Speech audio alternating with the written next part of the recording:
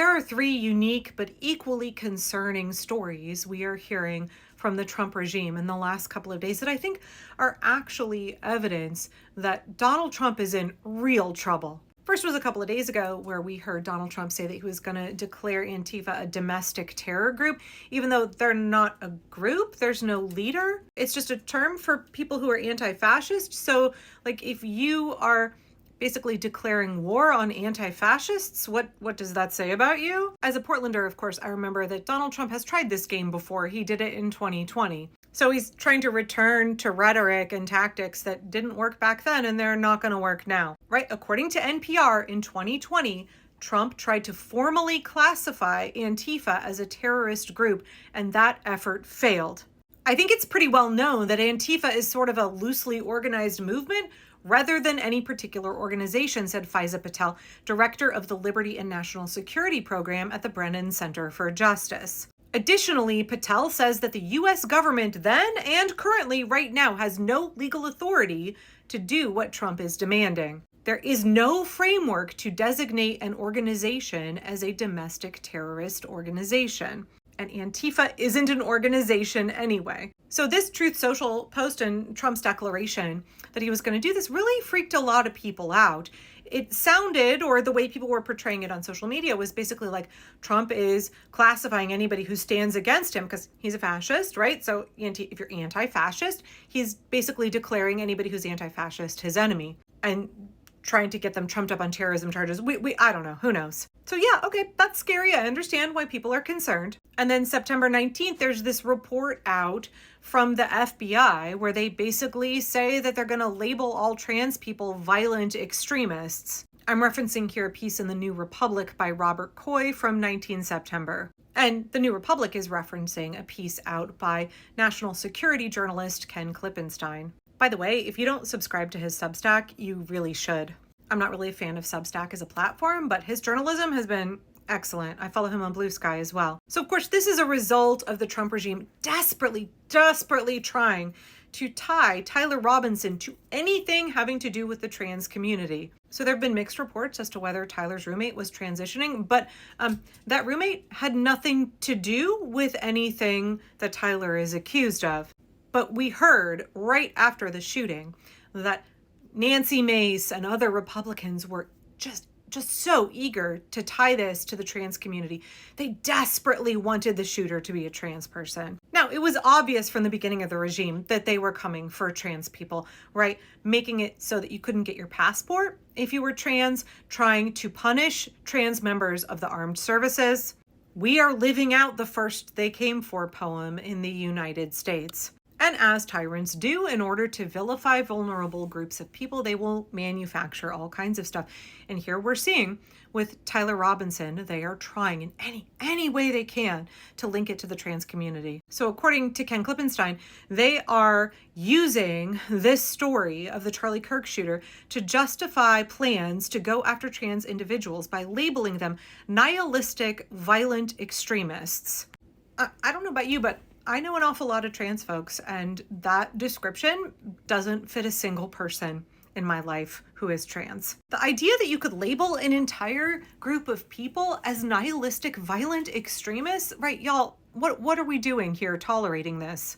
In Ken's report, according to his sources, this new classification gives Trump officials political and media cover for oppressing trans people. Right? This is yet another example of the Trump regime and the MAGA base's attempt to seize on Charlie Kirk's death as a flimsy pretext to crack down on purported undesirables, according to this piece in The New Republic. And I completely agree. This is all about vilifying vulnerable groups of people to distract the MAGA base from the fact that it is the Trump regime and billionaires that are the source of their oppression.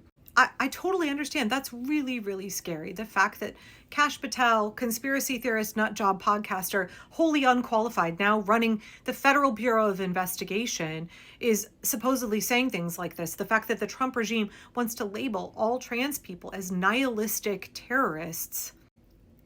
Again, why are we tolerating this in the United States of America in 2025? We already know that the vast majority, what is it, more than 70% of mass shooters in the United States are conservative, have far right ideology, and are what cis white men. So let me go on to the third story, and then I want to talk about how all three of these are connected and why they shouldn't worry you as much as they are trying to. So first off, if you don't follow Happy Mom and Grandma, you should. I really appreciate that she sifts through Trump's Truth Social posts and the emails that she gets from Trump, and she kind of distills those down for all of us so that we don't have to go slog through that. I really appreciate her content because I'm not going on Truth Social. I'm not subscribing to Trump's emails. But somebody has to be educating us about the shit that he's trying to pull. So here's what she said about a recent Truth Social post. I think this came out yesterday. I am a mental health therapist in my day job, and my heart actually broke a little reading this post from the President of the United States. He said, "We want Venezuela to immediately accept all of the prisoners and people from mental institutions, which includes the worst in the world insane asylums that Venezuelan leadership has forced into the United States of America. Thousands of people have been badly hurt and even killed by these monsters. Get them the hell out of our country right now, or the price you pay will be incalculable. People that have mental health disorders, they are not monsters. You, Donald Trump, are a monster." Now here we see Donald Trump using absolutely despicable rhetoric to describe people with mental illness. Just an absolutely over-the-top post. Again, meant to be inflammatory, meant to scare you, especially if you struggle with mental illness or you have a loved one who does. Again, on some level, not surprising, RFK Jr. has been gunning for people with mental health issues since before he got put into his position as a completely inept boob running the public health of 340 million Americans. Still worth contacting your senators and your representatives in Congress and saying that RFK Jr. needs to go. He's dangerous. His rhetoric, his wellness grifter, snake oil salesman, pseudoscience bullshit is killing countless Americans, is destroying medical research in this country, is denying people access to care. RFK Jr. wants to take away SSRIs from people who have mental health issues and put them on work farms. He has been spewing absolute bullshit about mental illness from day one.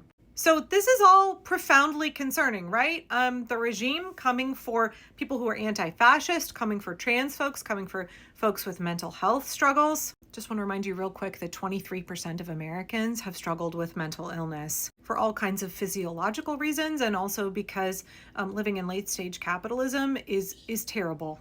If you have situational mental health struggles from living in the United States of America, you are not alone.